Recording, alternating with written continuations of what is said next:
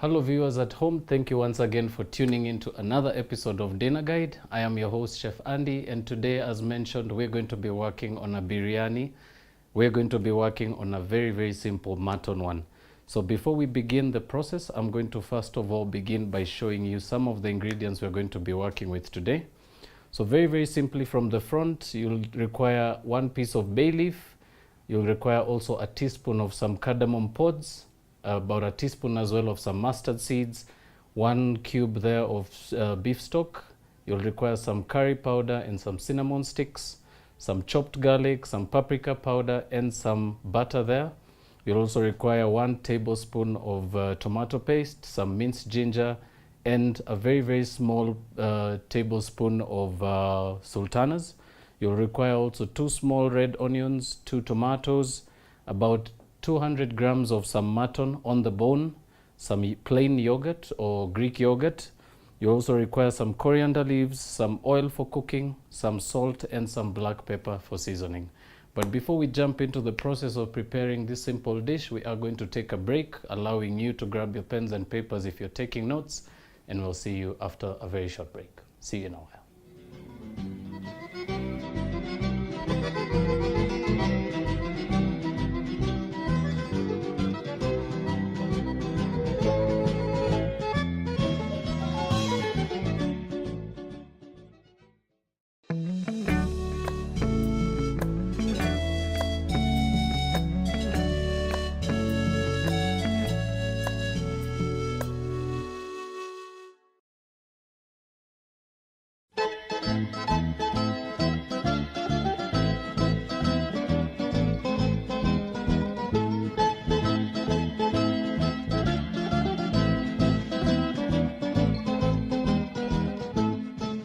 Welcome back, ladies and gentlemen. If you're just tuning into the show, we were just introducing some simple ingredients which we're going to be working with, and we're going to start the very simple process by beginning by heating up a nice big pot.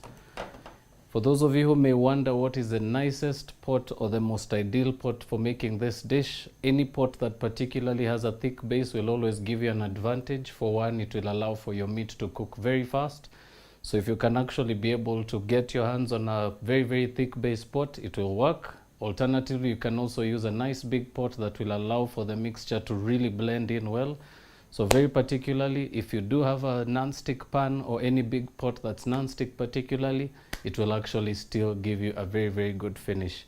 If you are tempted particularly to make this dish on a pan, you may want to pre-cook your meat, because it does quite need a bit of cooking to get that bone off the meat and to get the meat nice and tender. So to begin our process, very simply, we're going to heat up some oil in a pot.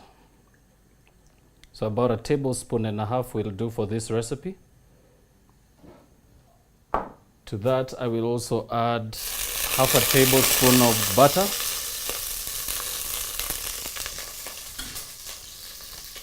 Proceed to use your spoon to mix that through. And once it's nice and hot, begin by adding some minced ginger and some finely chopped garlic. Give that a nice quick mixture, allowing for your garlic and ginger to brown and just to become nice and fragrant to mix with the oil. And you can at this stage drop your temperature and proceed to add your spices, which will be your cardamom pods, your mustard seeds, your cinnamon sticks. You will also add your beef cube at this stage, and begin by mixing the mixture right up until your cube is completely dissolved in the oil.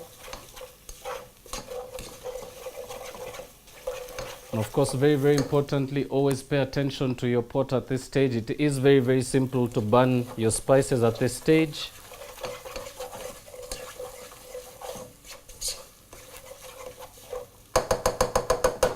Now, once your cube is almost completely dissolved, begin by grabbing your red onions and chop those into some half moon shapes very, very quickly.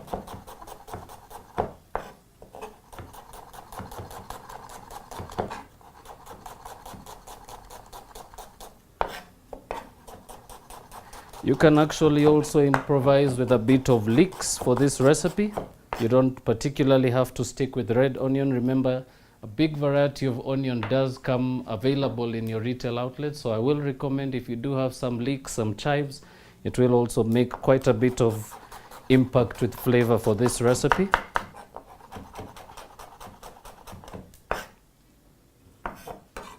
Right, so in goes your onions. Next up, just going to mix that very quickly. Now next up, we're going to proceed to quarter our meat. So we're going to be cooking this into some nice decent chunks, about 1 inch to 1.5 inch in size. A nice particular cut for this recipe would be a mutton leg or a mutton shoulder. Particularly has a nice beautiful spread or content of fat, which will actually give a nice beautiful finish to your biryani mixture. And of course, there's also quite a bit of beautiful flavor from the bone, which you actually don't want to compromise at this stage, being that the marrow does give it quite a beautiful, pleasant taste and aroma. So proceed to add your meat to the pot. We're going to reserve the rest.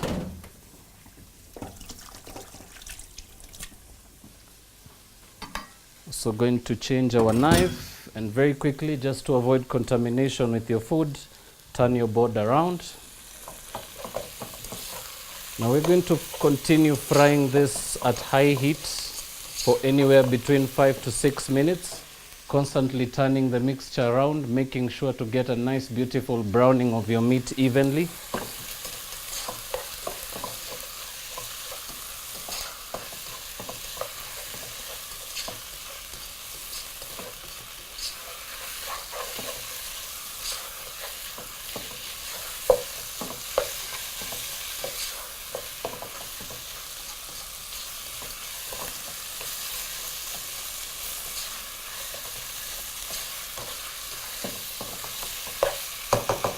Now we're going to allow that to continue cooking. While we do so, we're going to proceed to prepare the rest of our ingredients. So we're going to start off by quartering some of our tomato. I like to begin by coring the tomato over the top, get the stalk end off completely.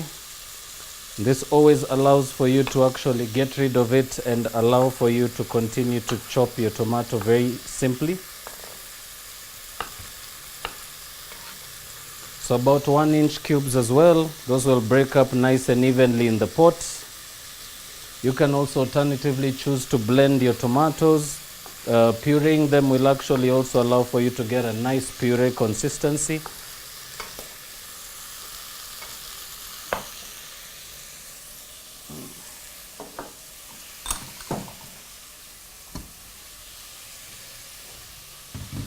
Right, next up we're going to proceed to add our curry powder, and we're also going to add our paprika powder and proceed to mix through.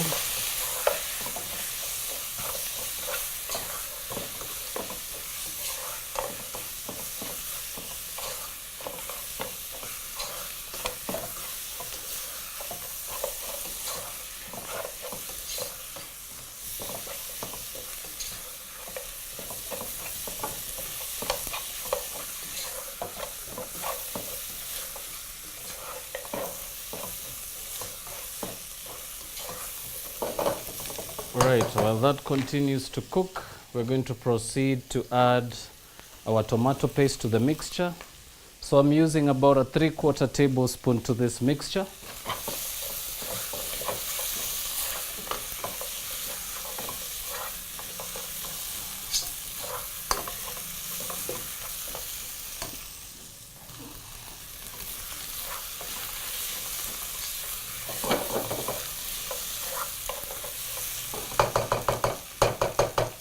And while your meat continues to brown, we're going to proceed to lower our temperature completely.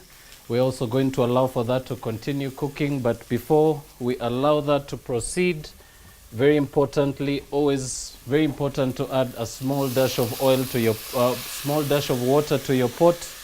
This will allow for your ingredients to mellow down very easily and also allow for your ingredients to combine. But we are going to take a short commercial break, and we're going to be seeing you in a very short while. So remember, we are going to come back and I'm going to show you the next stage of finishing off your biryani, and we're going to proceed to the last and final step, which is basically the plating of this very simple dish. So don't touch that dial. We'll see you in a short while.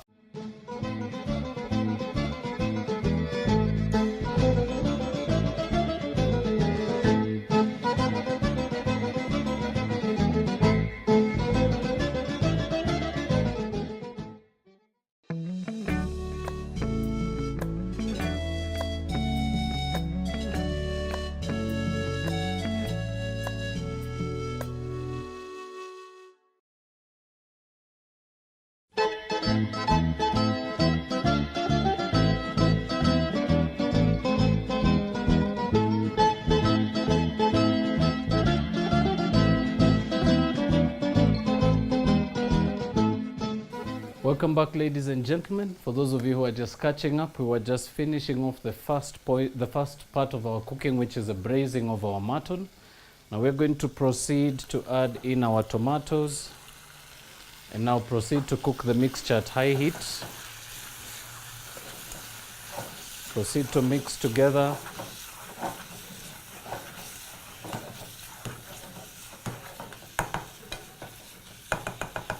And now we're basically going to continue mixing and adding just a little bit of liquid to allow the tomatoes to cook off completely. But before we get to that part, I do have some cooked rice here. Remember, we are making a biryani. And the last and final step, which is basically the finishing of the dish, requires particularly two very important things. You will require two separate bowls. This is basically just to mix in your colors.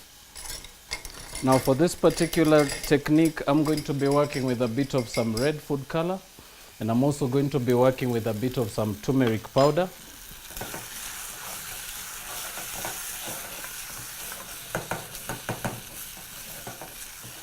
Now proceed to just mix that.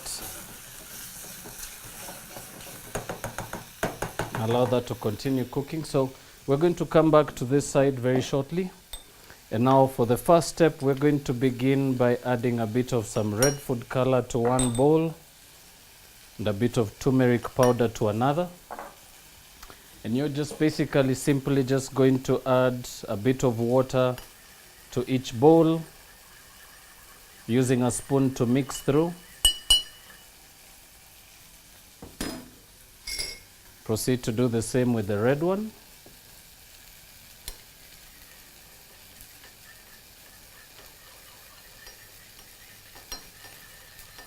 And once your colors are mixed and set, we're going to allow those to sit on the side for a very short while to combine, bringing our attention back to our mutton that's in the pot. Now at this stage, you may also particularly want to aid your tomatoes in crushing by pressing them down with your ladle or whichever cooking spoon you're using for this particular dish. Also, something to remember for those of you who may be working with non-stick pans, remember to also avoid using stainless steel items in your pot. It will actually scratch your pan and it will actually ruin the beautiful non-stick coating. Right, so once your tomatoes are now fully broken up, I'm going to add just a small amount of water. Give that a mix once more. And now we're going to proceed to add some of the last ingredients here, beginning with the fresh coriander leaves. So proceed by reconstituting those on your chopping board and chop finely very, very quickly.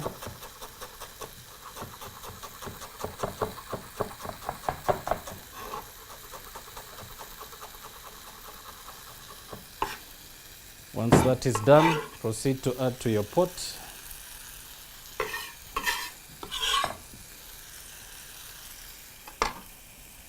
Now at this stage, we're going to proceed to season the dish by adding a pinch of salt and a small dash of some freshly ground black peppercorns. Proceed to now reduce the heat to medium. Mix your coriander leaves through.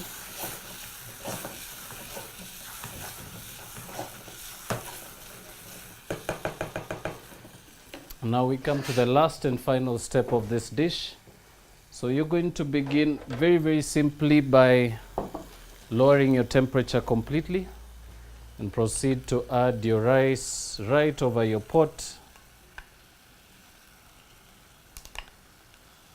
Of course, making sure to cover as much of the mixture as you can.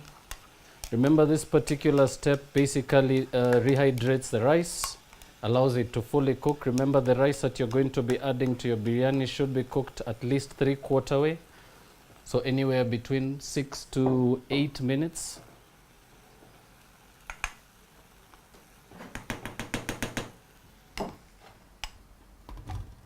And once that is done, we're going to easily just pour our food color, starting with the turmeric mixture to one side of your pot and your red food color to the other side.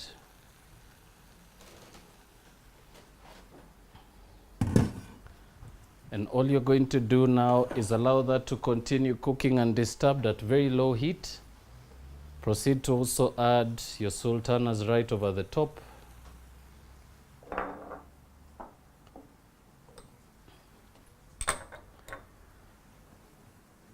And now this will basically give you anywhere between 4 to 5 minutes just to allow for the rice to absorb those beautiful colors. You can actually mix it very, very lightly over the top.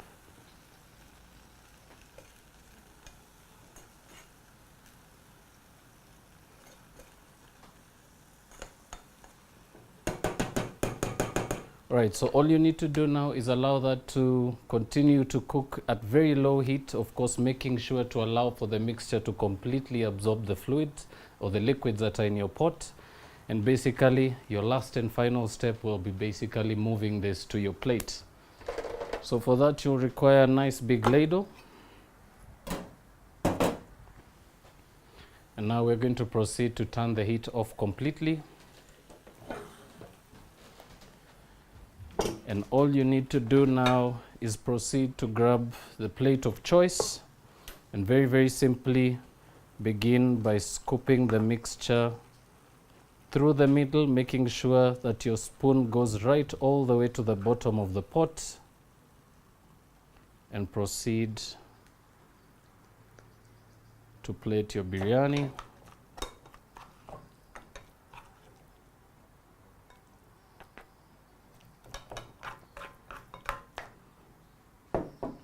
Of course, giving it a nice quick mixture before scooping the rest of your dish.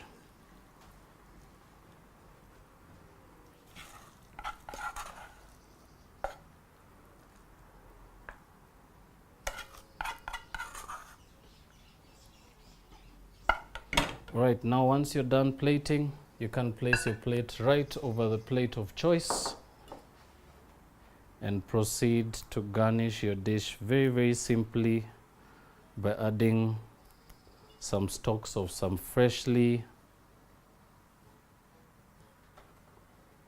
collected coriander. And that, ladies and gentlemen, is my very simple version of a mutton biryani. I hope you've managed to take something from the recipe today and you've actually had fun with us at the show. As I said, thank you once again for tuning in to another episode of Dinner Guide. I am your regular host, Chef Andy, and until the next episode of Dinner Guide, where we continue to bring you some very, very beautiful dishes inspired by recipes from the coast of Mombasa, I am your chef here saying thank you very much for tuning in and see you soon.